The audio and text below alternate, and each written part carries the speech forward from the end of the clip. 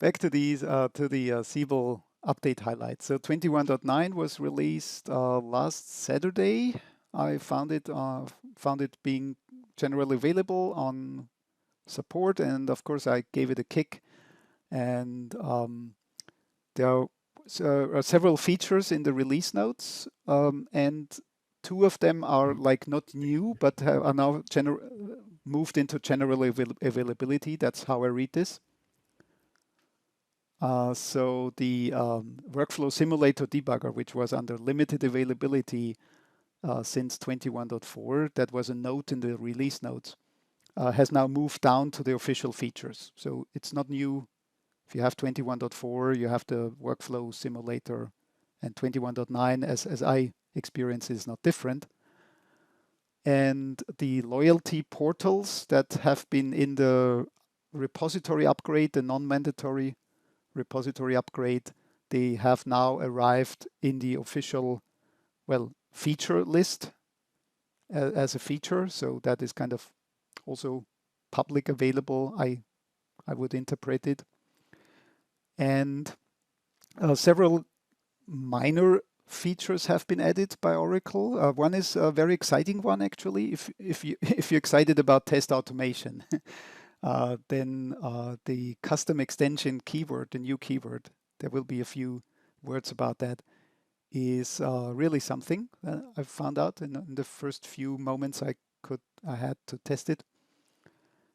And Bookshelf, you notice I have arranged the feature list, the highlights by the place I found the information. So Bookshelf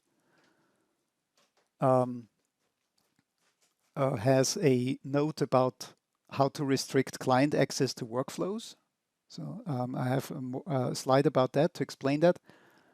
And the new parameter, relatively new parameter, Aura degree of parallelism, is now documented in Bookshelf. So that is also worth a slide. For the product configurator people, there is a new property documented in the config instructions, read-only pick list, to make a pick list unbounded. Actually, read-only pick list to know, then the pick list is unbounded, so you can type stuff in a text box that is not in the pick list. And also the database update report. After post-install database update, there's an HTML report, and that report got a little bit enhanced, and we checked that out. So let's see what we have. So the test automation. Let's start with that. How about you? Is anybody actively using the Siebel test automation, the framework, keyword framework?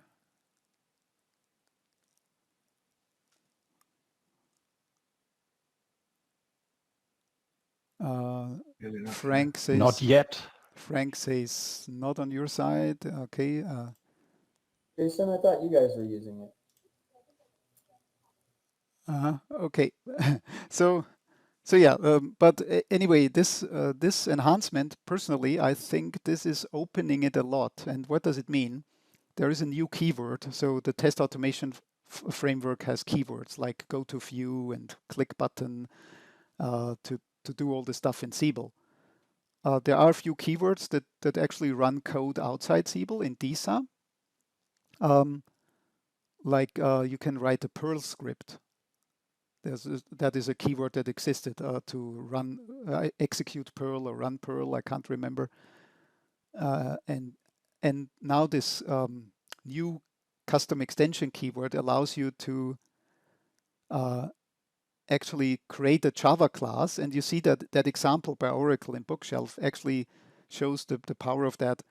So you can import, of course, it's Java, so you can import anything, including Selenium. And you have to implement a class, keyword action handler, and you have to implement execute operation function there, which which takes the WebDriver, the browser driver instance. That's important. You have the current browser driver, and you have an input variables and output variables array list. And I experimented a little bit with that. So you can put a lot of Selenium stuff, custom Selenium stuff inside this one, and other stuff as well, like do what you can do with Java on the local machine. And then also work with the input variables, stuff you pass in from the keyword, from the test step, the test script step, and pass stuff to output variables. You can use them along in the test script.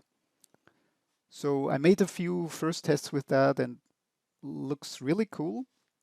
Yeah, think that's something, especially people who are okay, we're using Selenium and it's getting a little bit tedious and we would like to use test automation more, but we still have a lot of Selenium stuff. So that's might be a migration path there. I don't know.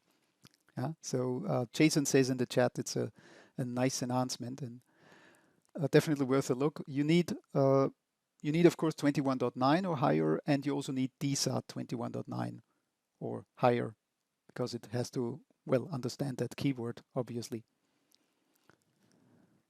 So that's a nice one. And the other one that I found worth creating a slide for is the workflow restrict client access, which is like a new system preference. Restrict client access for workflows, and you set it to true, and then your workflows still work, still run, unless you try to invoke them from the client. And that means to me, it's the same as invoking a business service from the client, or actually the workflow process manager business service. The workflow process manager business service is, in most applications, listed as a client business service. Like this is screenshot here shows for call center, right? So here, if you look into Siebel Universal Agent or Siebel Automotive, probably Workflow Process Manager is there. So you can run code in OpenUI, JavaScript, or browser script to invoke any workflow process, because Workflow Process Manager is just a business service you can invoke. So now with this feature, with this new system preference, if you set restrict client access for workflows to true, and the default is false, so the system preference comes into your database by means of the post-install database update. I set to false, so I set it to true, and then I couldn't execute that workflow anymore, or any workflow.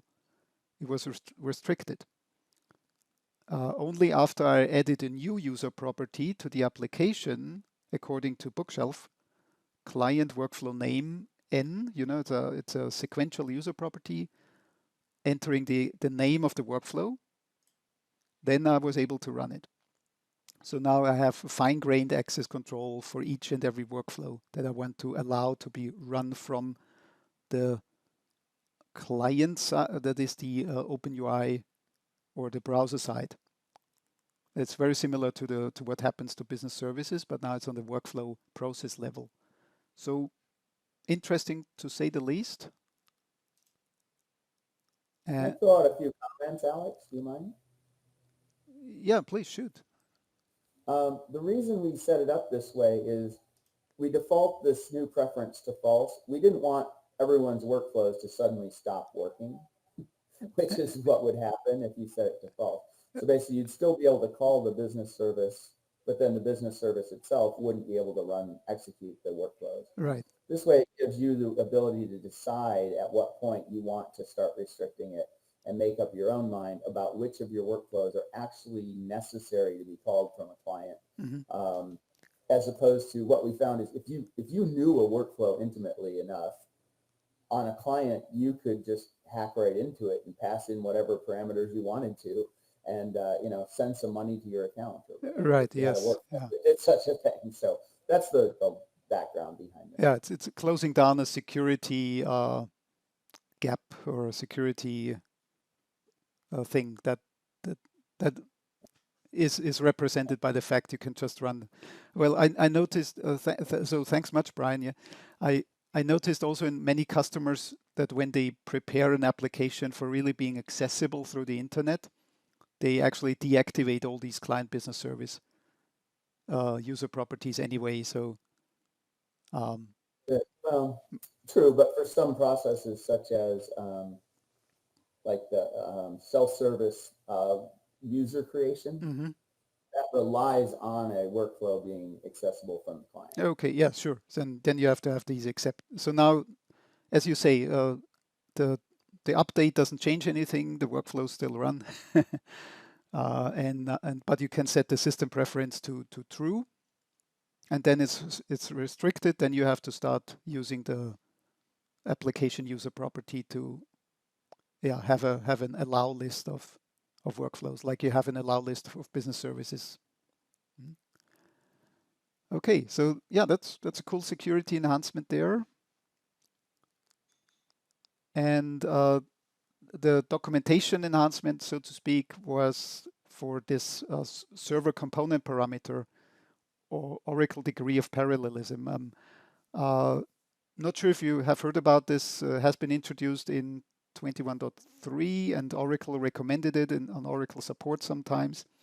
If you have performance trouble with Siebel Web Tools, I worked on one project where this was the case, and they got this parameter.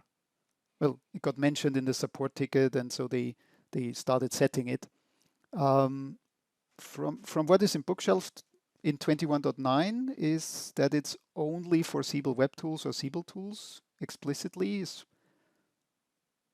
that what it is, or can you use it for other object managers too? So maybe a question to Brian. Um, you could. We haven't intended it for that, but I believe that any Mm-hmm. Yeah, I believe it's set at the OM level. yeah, it's a So component parameter, so you could. and so and so any OM should respect it. Mhm. But I don't know that people are seeing the same um, types of issues there. The challenge with tools and web tools, the performance issues are coming primarily from the workspace enablement. If you've got a main and a child integration branch, a child integration branch, Yeah, a yeah. child integration, Mhm. a giant dev branch, it has to go up all 5 levels of that tree to build an object definition. Mhm. Uh, and so this, yeah, I'm no DBA, but my understanding is that this helps to address that type of problem. Since that type of query doesn't typically occur in the application, Yes, I don't yeah, know if this would help. yeah. Uh, yeah, as I can confirm, it helps. So after setting it to, I think, a value of 4 on that specific system that the customer had, the login to web tools was reduced from 2 minutes to 20 seconds, which is acceptable because it logs into the applet list, and which might also be, let's say, a minor enhancement to let the user maybe set a startup view like in the Siebel application, because you don't always have to go to the applet list first, and that's the biggest one of the biggest views you have. Uh, so that might also help the login performance. But that after setting that parameter, the first one, I I have not tried the second one, but that is related as to per bookshelf.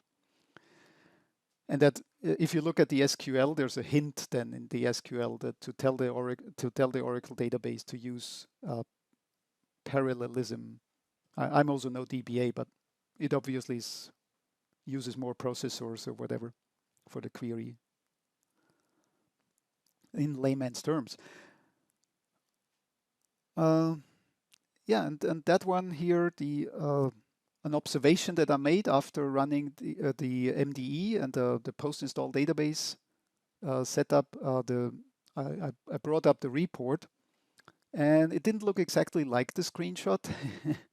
uh, and it actually had, but I noticed there's a new button or a, um, well, yeah, let's call it a button, display icon, successful execution or failed execution. I saw I got both buttons, so it's like Schrodinger's report. Is it was it successful or failed? I didn't know. So that screenshot I have I have modified, I've hidden the failed button. So this is what it should look like probably. And there's also an alert icon, which is hidden currently. So there might be some more features around when you have a failed execution, you get some feedback. Um, No, you don't. and Nick said, yeah, because I didn't, well, I didn't have a failed execution, but I did. you did, and no feedback. Maybe we could call this work in progress. I don't know, but it's good to see that the report gets some attention. I have long suggested having a big green thing, big red thing kind of thing put on it, so the user understands, okay, this was a successful execution or not. This is, well, it does have that, yeah. If you could send me information about it, what happened in your failure case offline, that would be great. I'd be happy to help out and help you figure it out, and also just so we can try to patch it. Okay? Yeah, this is Brian. That would be great. Yeah. Well, one thing I want to mention about this report, because I think someone, maybe it was you, Alex, said it, that, but I don't remember for sure, that it wasn't working at all. Yeah, I was with Duncan. I was on it for quite a while, and actually, if you look into the detail section, they stop hard at 20.7. So you don't get any, let's say, schema information, what tables have been added or modified beyond 20.7. Okay. I couldn't verify that yet if it's still happening, okay, but I had a different problem where it just wasn't, personally, that it was showing nothing. And what I found is the reason is that I was running it on a VM, and the VM in question didn't have internet access. And the first couple lines, if you look at the web page, are that they include the jQuery libraries. So it downloads jQuery from the internet. Okay, yeah. So if you're on a VM without a internet access, like a sandbox type of thing, the report won't work. Yeah, okay, of course, yeah. So I didn't even dig that far in, yeah. So, but again, good to see that this report gets some attention, because it's really hard in the old versions to find out, okay, did post-install database setup now run successfully or not? Because also the log file has different exit codes, and it's not quite clear run successfully. But yeah, this is getting worked on, so this is good. And yeah, as I made it a habit of just taking a screenshot of the SIF file that is in the non-mandatory part, so the repository upgrade just confirms more or less that the loyalty portal applications and loyalty some business components there got updates, probably preparing that for the prime time that it has now, and there's some fixes, I'm guessing, from that. So this is the non-mandatory repository upgrade that you have to run manually, and it will import that SIF file into a integration workspace, of not into main, and so you can safely inspect it and verify and validate it. Okay, so yeah, that is all for the 21.9 feature list. Anything that somebody found on your side? Yeah, I have something in this mandatory, non-mandatory repository upgrade. There's the link for the task log instance and task log. Yes, yeah, okay. This is due to a bug where they currently do not delete already finished instances of the tasks. Oh, that's interesting. So you're using Task UI? Yeah. Yes, yeah. And so that is related to a bug fix, but it's optional. It's like optional to pick it up. Yeah. Mm-hmm. Yeah, but if you do use it, it's so that the table for the TU log is growing currently. Mm-hmm. Oh, that's important. If you have a lot of tasks, so the TU log is not being deleted automatically. Yeah, indeed. and Oh, this is okay, that's something behind it. all right. But okay, but when you I guess when you report this bug to Oracle, they tell you, okay, apply the repository upgrade to uptake this fix, right? Yeah, they told me that I have to wait for the 21.9. Yeah, but did they also tell you you have to run the repository upgrade? No, they didn't. And Did you have to run it? that would be my question. Yeah. Yeah. Yeah, they only told me that it's in the 21.9, but they didn't tell me that it's something in the you have to run manually and you have to look for. But it was before it was generally available. I would guess that it's a non-extensible object, so not having it in the repository wouldn't matter one way or the other.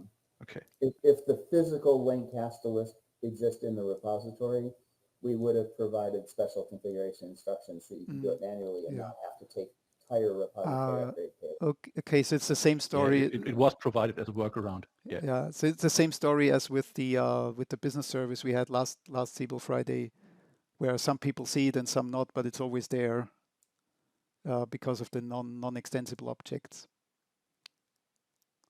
So the link would have been the fixed link would have been delivered as a neo, maybe Florian, already by the MDE. So you would not even have to run this, but not now after running this and merging it or delivering it, you have a repository object definition that looks exactly the same as the neo. I will keep eye on it. I haven't installed it yet. Okay, so maybe good if you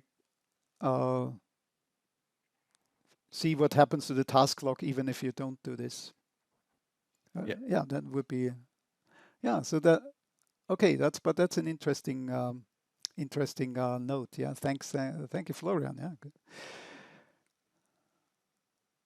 They did also fix the workflow in tools to have check boxes for change and inactive. Yeah, I remember reading about this. Yeah, so the N and Y went away. No, the column was fixed to have a a real checkbox. The inactive flag. Yeah. Mm. Okay. Hey, Brian, do you ever have a developer session where developers just come in and talk about stuff that you guys can hear what we have about the tools, web tools and stuff? Or do we always have to submit everything to a ticket?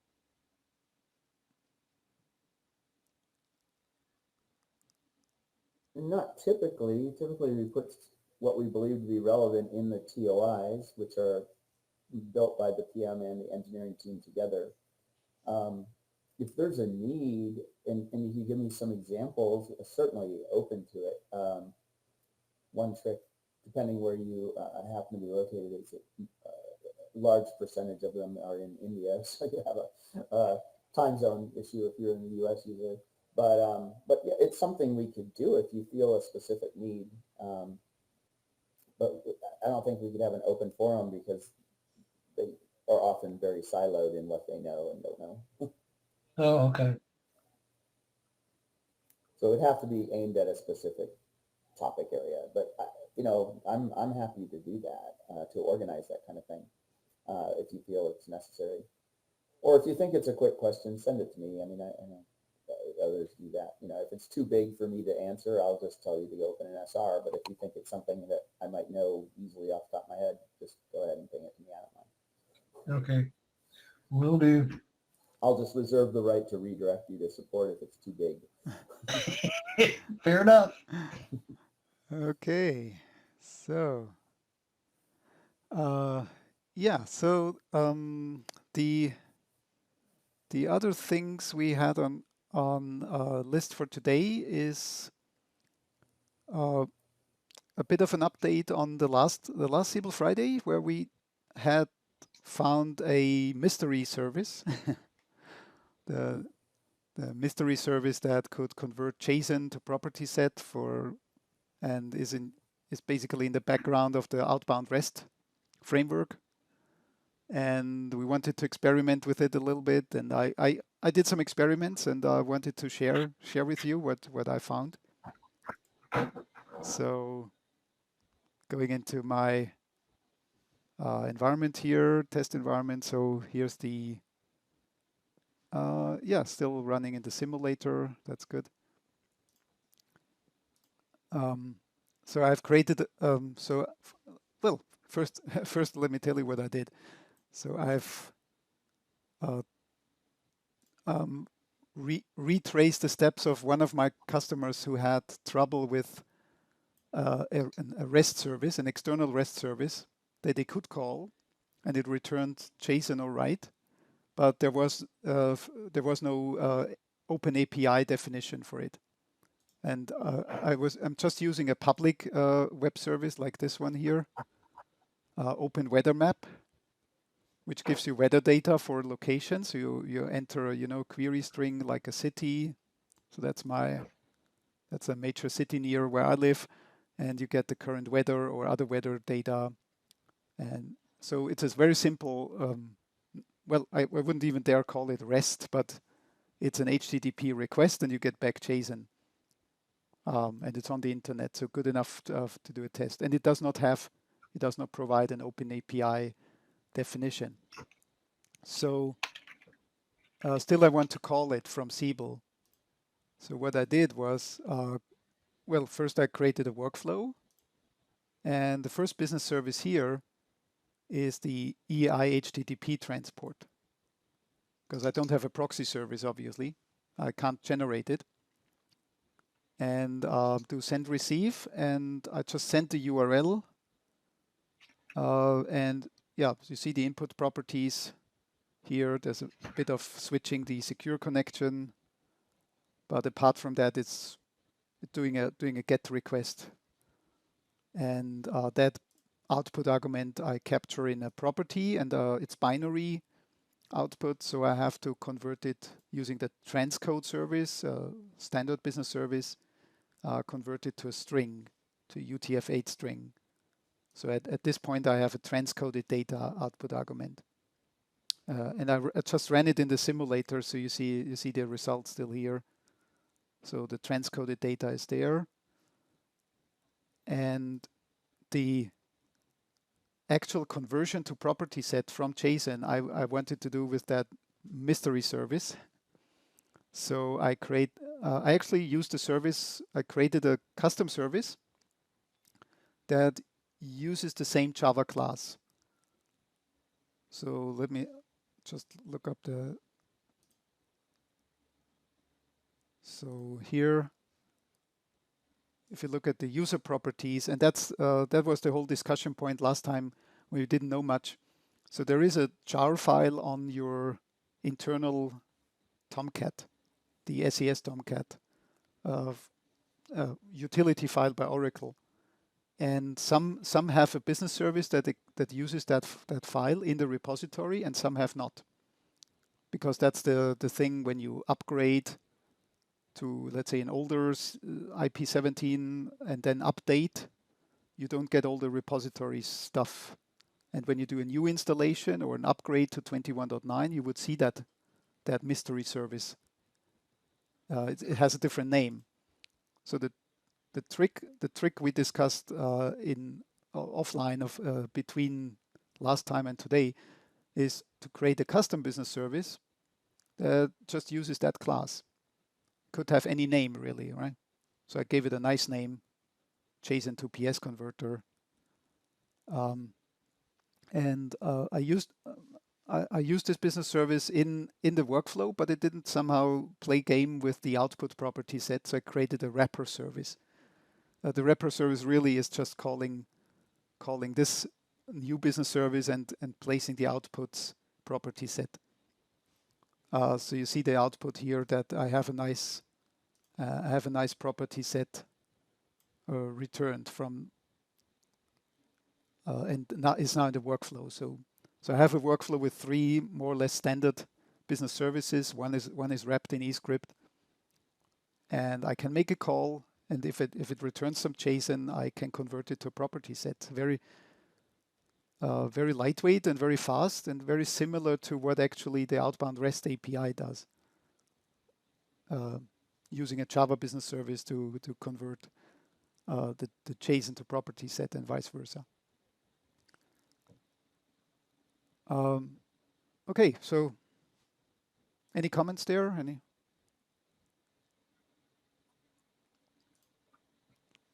Yeah, that's fantastic, Alex.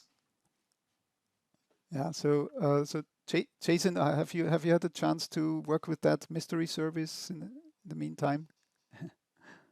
We have not yet. I'm going to import the SIF from the vanilla fresh installation just so that we can reuse the out-of-box business service names. But yeah, looking forward to doing that. So honestly, the name, I was put off by the name because it doesn't even say JSON or something or JSON conversion. It was what was his XSL to XML? XSL converter, yes. XSL, it has no, well, at least these methods have nothing to do with XSL.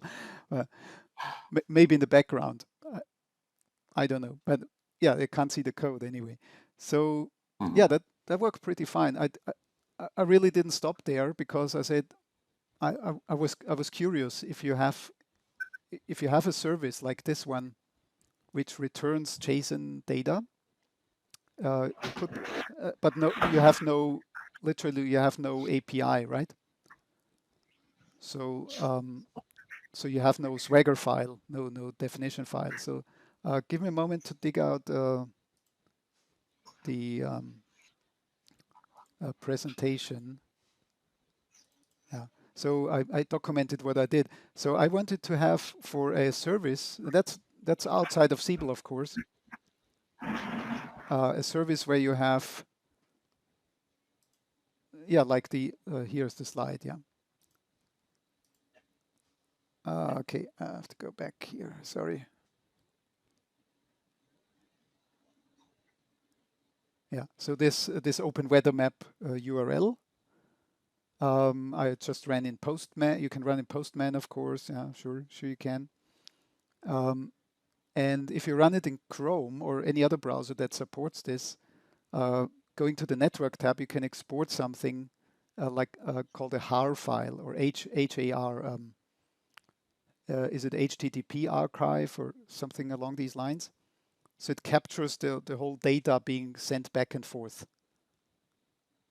And I found on the internet, I didn't know that this exists. There's a HAR, there's conversion utilities available to convert these HAR files, or how do you pronounce that in English? HR, I don't know, to open it. Sorry? HAR sounds good to me. HAR sounds good, yeah. But it's very ambiguous. If I pronounce this incorrectly, it's going to be a bit harsh. But there's various converter APIs, and I've ended up signing up to APmatic. APmatic is like you have to sign up, and there's a free account, and you have commercial options. But the free account already allowed me to convert that HAR file to OpenAPI 2.0. And I opened that file, and this perfect Swagger file. It just had a lot of stuff in there. And so I renamed the title, which is the name of the business service once you import that in Siebel. I removed any invalid characters, so made it and validated it several times.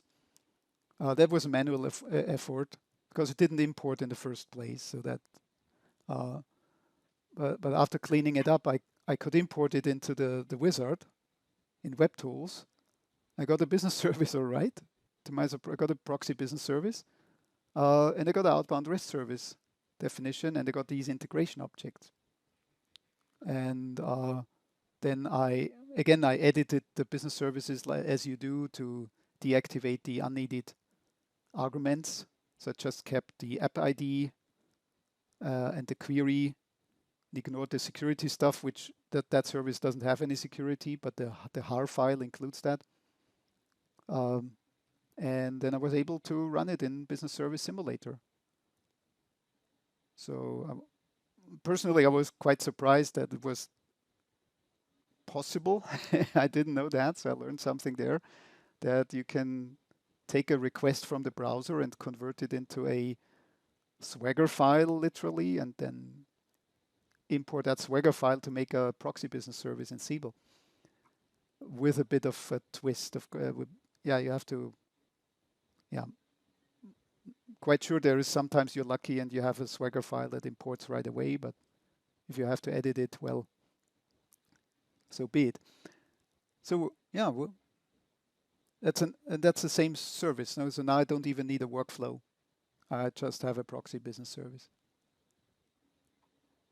So how's that look? How's that sound? Well, very impressive. Okay, just curious. I'm probably the only one that didn't know you can create HAR files and convert to Swagger. You all knew about this and didn't tell me.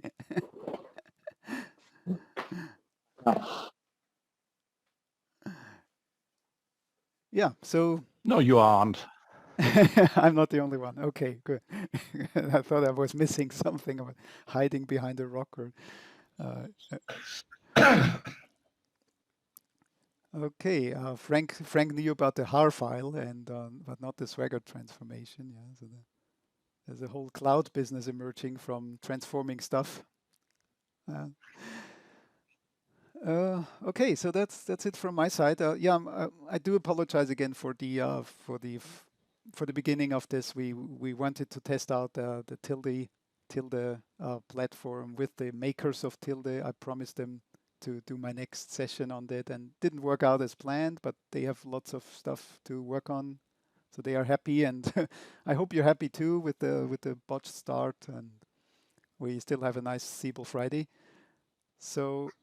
Anything from your side for the next Friday, which will be probably in 2 months, because I have I will be on vacation next Siebel Friday, so that's will be a bit hard to do. But Siebel Friday in 8 weeks. Anything to plan for that, or any feedback on today? Looks good. But just a question: is there any visibility as to the general availability of the native cloud platform for Siebel? Does anyone have any idea when would it be coming? I've seen some nights, and there was instead of service request broker, I saw Kafka. Okay, that might be a question for Brian. I didn't quite understand it. Can you repeat it, please? The Siebel cloud native platform or cloud native architecture. I've seen a slide where instead of the service request broker, there was Kafka there. And is there any ideas when this might be out? The cloud native beta isn't even starting until November, so it won't be certainly anything publicly available for quite some time. Okay. But I do, if anyone has a deep interest in the beta, probably would be able to work with you to help get you involved. The only requirement for the beta really is, well, one is an active interest, but perhaps more logistically is you have to already have your own Oracle tenancy, OCI tenancy. So let me know offline, and I'll get you in touch with Mark Ferrier, or if you know him directly, about that beta program if anyone's interested. But yeah, it's going to be a while, because I said we're not even in beta for another 2 months. Okay, thanks. Okay, so some cloud native update there. Yeah, thanks, Brian. Yeah.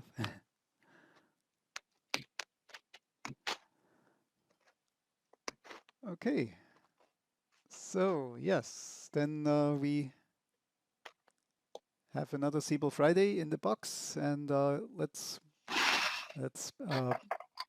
hopefully all on 21.9 by next time, or 21.11.